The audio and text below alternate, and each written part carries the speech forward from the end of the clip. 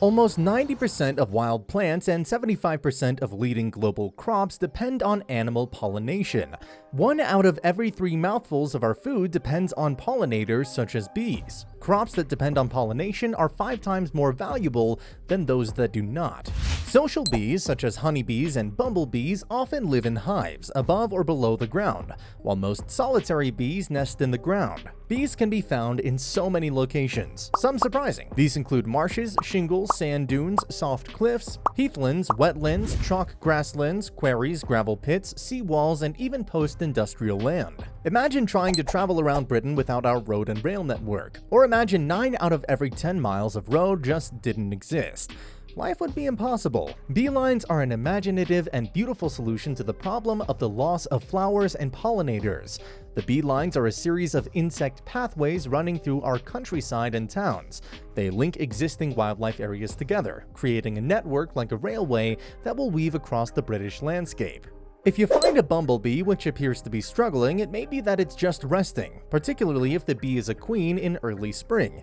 If you think the bee is struggling, the best thing to do is to gently put the bee into a bee-friendly flower. If there are no bee-friendly flowers around, mix 50-50 white sugar and water to give the bumblebee a one-off energy boost, providing the carbohydrates it needs to fly. Simply offer a drop or two of sugar water up to the front end of the bee on a tablespoon or in an upturned drink cap, and allow the bee time to recuperate. It's not advisable to use brown sugar as it's harder for bees to digest, and don't give bumblebees honey as this can contain pathogens. We can all do our bit to help bees, whether that's in our gardens, balconies, or windowsills. You can also chat to friends and family about how cool bees are, and help them make their wild spaces bee-friendly. Plant a range of flowers in your garden so bees have access to nectar from March to October. Bees love traditional cottage garden flowers and native wildflowers like primrose, buddleia, and marigolds. Bees actually have 4 wings. The 2 wings each side hook together to form one larger pair when flying, and then unhook when they're not flying. Honeybees have a dance move called the wiggle dance. It's not actually a dance move at all, rather a clever way of communicating between themselves to tell their nestmates where to go to find the best source of food. It took the researchers at Sussex University 2 years to decode the wiggle dance. The buff-tailed bumblebee has a brain the size of a poppy seed, which is incredible given the fact scientists have managed to train them to score a goal in bee football in return for a sugary treat.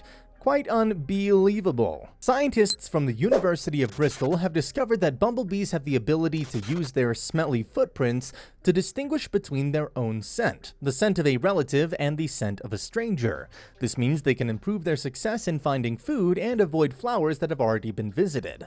If the queen bee dies in a honeybee hive, the workers can create a new queen bee. They do this by selecting a young larva and by feeding it special food called royal jelly. The larva will develop into a fertile queen.